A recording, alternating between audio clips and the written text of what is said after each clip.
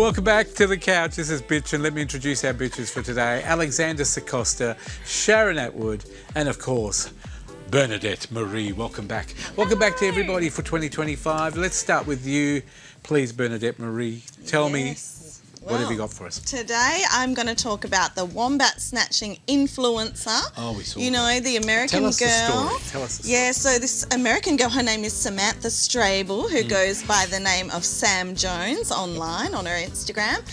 So she always wanted to hold a baby wombat. So she found a mother with a little baby, and it looked like the middle of the night, she took this little baby from its mother, and she was like on camera, you know, holding it, kissing what it. appears to me, doing it for views and likes. Like, look, I got the baby. And it's just received so much backlash from the public and from Australia. What was the follow-up? Because she's left the country now. She left the country, and they weren't sure whether she was, you know, ushered out or left voluntarily, but yeah. And what was her follow-up comments? Because I believe today in the paper she said that we're all hypocritical. Because yes, we're all hypocritical. Because we eat our animals, and here we are saying don't touch them. Exactly, but what's your take on this? Oh, I'm such a big animal lover. I'm absolutely dead against, you know, just leave the animal with its mother. Nice and safe. But I think, you know, her being American as well, like maybe, you know, they handle our country, but yeah, we respect our animals and our beautiful wildlife, and maybe you know, in America they sort of handle their animals a bit differently. I think, like I said to you before we went to air, yes, we do eat kangaroo. I don't personally eat kangaroo or horse, but people can. But the whole point is, you buy that at a supermarket or a butcher. We don't go to the side of the road and kill the kangaroo ourselves and eat it. I could never do that. And to take a baby wombat from its mother, apparently it caused a lot of distress because the mothers go. They leave the scene, and then apparently there was vision of her putting it back, but people were concerned that who knows if this wombat ever... Now, she did say, oh no, it walked off with its mum again, but we don't know that. We don't know. What do you think, Sharon? I think probably the most distasteful part was the fact that it did seem she was doing it for views.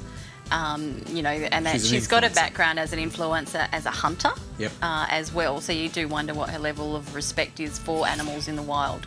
Yeah. And what about you, Alexander? Yeah, I very much am in accordance with that as well. I think anyone who's mistreating animals intentionally just for some views... I think I would never go to a foreign country, whether it's Bali, America, Athens, and disrespect their laws, their culture, their system. You go there for a holiday, not to take over the country. Say, well, we do this in America. I think her president said it very well. If you don't like Australia, get out. Yeah. Don't come here. What's your story, Sharon? Well, timely enough, because I went to one of the new Starbucks today, but a gentleman in America, in California, has received a massive $50 million payout for dumping a hot Starbucks right in his crotch, requiring Is this to replace his penis? Well, he needed skin grafts. Well, it would have been quite Skin hot. grafts on there, so it was very hot. He wasn't warned, apparently. No. So the actual coffee or whatever he bought, they tipped it over, or did he tip it over? He's saying they didn't wedge it enough into the holder of the coffee cups, and it's coming. I mean, we've joked before. Happens. The cups say caution, contents may be hot. I mean, it's coffee, and but he's blaming them, and he's received all this money. $50 million. $50 million. That's a publicity stunt. $50 million. I mean, look, I think it's generous, but I think, you know, it's an accident clearly. But yeah, look, I understand if there's pain and suffering and loss of work.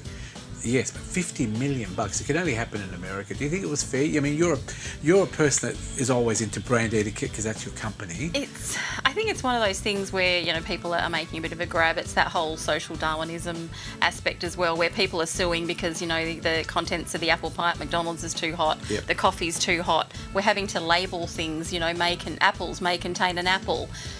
You know, at what point are we taking... Is this the new world that we're living in now? I call it the wokeism, but it's the whole world's gone this way. It's like, you know, everything now has to be labelled if it's got nuts in it. And how about if you've got a bad tolerance to nuts? You just don't eat it. Why is it that we have to now think for everybody? Yeah, and everybody's at fault when something happens. We're always looking for someone to blame. And often, there can be someone to blame, but at some point as well, it's about us. Bernadette, what do you reckon? We are dumbing people down so much. We're labelling everything. And why are we dumbing people down? Like, why do we want to do this? Don't we want people to use their own initiative and be intelligent? Think for yourself. But, I mean, it worked for this gentleman, so I'll be of going money, out to get insurance straight after this. But, like... I'm actually going down to Starbucks this afternoon. And I'm having the hottest drink in the largest cup. And, you know, with my luck, the company will go bankrupt and I'll get probably 30 cents or 20 bus fare. cents, yeah. And a bit of ice, maybe. So I tend to agree. We've got a generation here, different generations, and we all grew up, and I guess you're the youngest. I am the amongst us, youngest, yeah. We all grew up in a time when we had to think for ourselves. Our parents used to tell us, but we never listened, but parents used to let us make mistakes.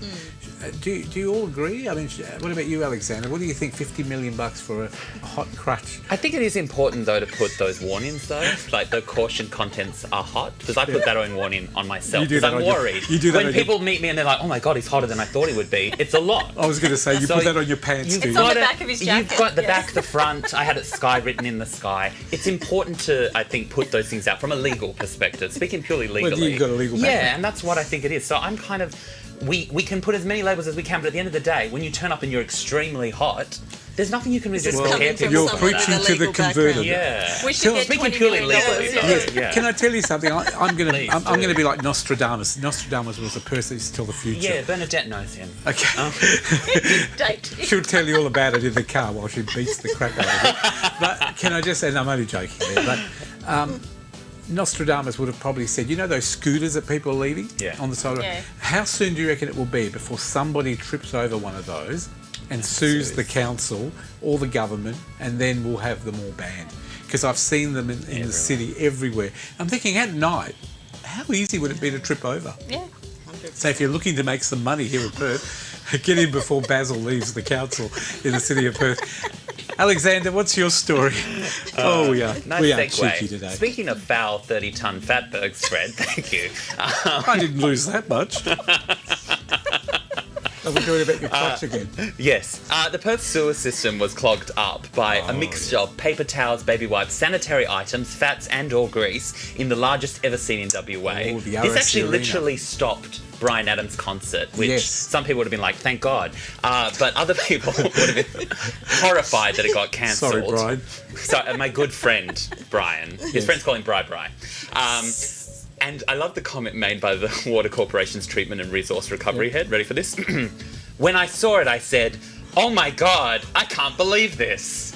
And I think that's the level of shock That's that we all like a should government be in. answer to That is everything. a very, dignified, demure response. And it looked bad and apparently smelled even worse, which is what some people say about me. Well, they were worried, weren't they, that this was going to blow up and all the toilets would pack up and blow up, and everybody at the ROC arena where the event was being held may have got sprayed with things they didn't want to be. Again, it says non-flushable. What part of that don't people understand? Yep. People just think that this magic thing just takes everything away. I was more surprised, I had to say, I was more surprised that Bryan Adams didn't reschedule. I know he could have rescheduled by a day and everyone would have been okay with it, but he cancelled the concert, refunds were given.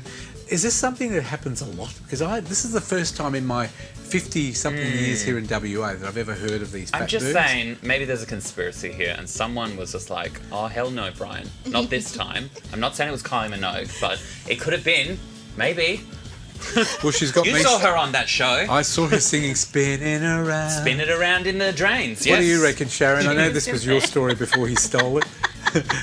No, What it would was you have said if you were running this story? No, well, I mean, there's been other ones since, and I Yeah. think that's the big part of it. Has? Yeah, it has happened before, and it's happened since they found another one. But it's, as you say, people are being told what not to put down the drain.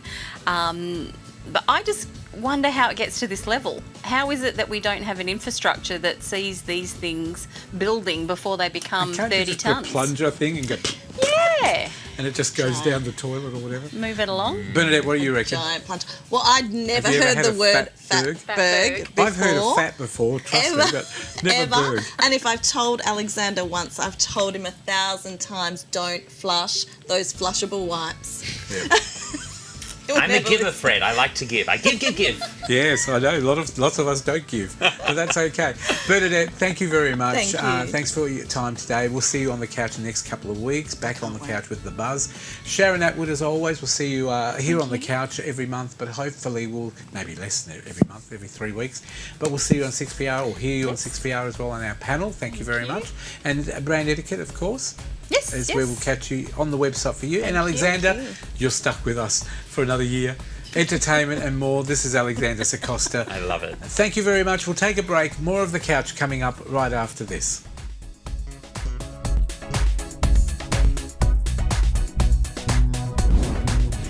Hi, I'm Georgia Carter. I'll be live and local on the couch this week.